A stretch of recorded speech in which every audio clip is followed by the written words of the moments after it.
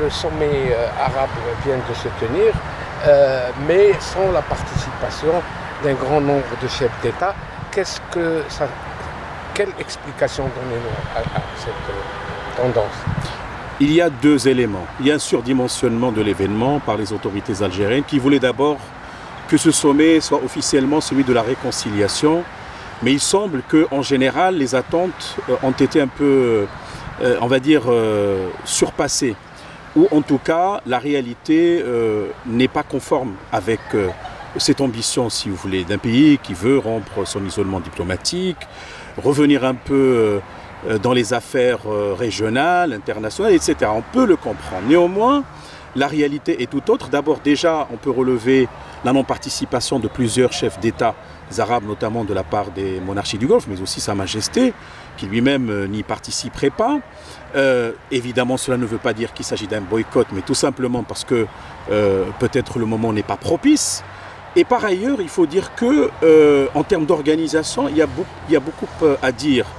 Et ça nous laisse, si vous voulez, un peu perplexes. Et à un moment donné, on se pose la question sur la capacité d'un pays à organiser un tel événement. D'abord, parlons du Maroc, les frontières terrestres étant fermées, aériennes, il y a eu certainement une dérogation, puis les provocations qui, dès le départ, en montrant la carte du Maroc amputée, des journalistes qui n'ont pas été accrédités, malmenés, cela pose des questions, non seulement préjudicielles, sur le plan de la procédure, mais également existentielles. Finalement, cette unité arabe tant charriée, tant souhaitée, le respect de la charte même fondatrice de la Ligue arabe en 1945 qui parle du respect des règles du bon voisinage, etc. Moi, je me pose la question, est-ce que ces règles de bienséance ont été respectées dans de telles circonstances?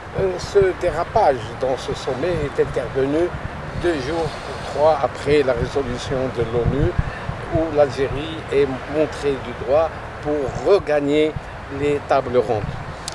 Il faut que nous ayons la sagesse de faire la part des choses et de dire que, en ce qui concerne la résolution 2654, il s'agit d'un cadre multilatéral dont l'institution de référence n'est autre que l'ONU, plus particulièrement le Conseil de sécurité, une démarche depuis longtemps, de longue date, qui consiste à, si vous voulez, démanteler l'héritage d'une ère révolue et en même temps parvenir à un règlement, je dis bien politique, comme cela est confirmé dans les résolutions pertinentes des Nations Unies, du moins à partir de la 1754 en avril 2007.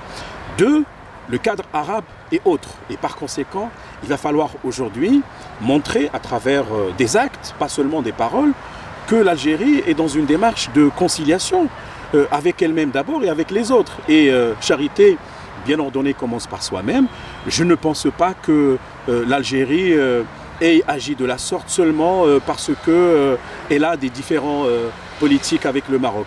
Mais si vous voulez, il faudra un peu poser les vraies questions aujourd'hui. Qu'est-ce que nous voulons faire avec la Ligue arabe aujourd'hui dans un monde qui est tétanisé, durement impacté par énormément de crises, tout le monde les connaît. Et donc finalement ce sommet, 1er novembre et 2 novembre, apparemment va être un sommet ad minima avec des résultats qui vont être mitigés. Il y a la question palestinienne, la Libye, la Syrie, d'autres questions, mais également des questions ont été écartées, évitées, notamment celle, je crois, importante de la réforme profonde de la Ligue arabe. Cette situation bloque pratiquement le développement, le progrès du monde arabe, de la société arabe. Et quelle est la place des populations dans cette architecture ? Conjuguer les populations dans des régimes, évidemment, qui doivent respecter les droits de l'homme, la démocratie, etc. C'est une aspiration, certes commune, cette unité arabe, mais vous voyez, malheureusement, elle n'embraye pas sur la réalité. La réalité aujourd'hui est tout autre.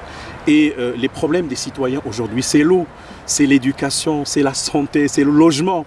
Est-ce qu'aujourd'hui, une organisation de ce genre, qu'il faudra maintenir et développer, est capable précisément de se réorienter pour qu'elle cadre plus avec ses aspirations et en même temps, à mon sens, contribue positivement et activement à la résolution des conflits régionaux. Et ça commence par l'enterrement à jamais de ce conflit artificiel qui se nomme le Sahara.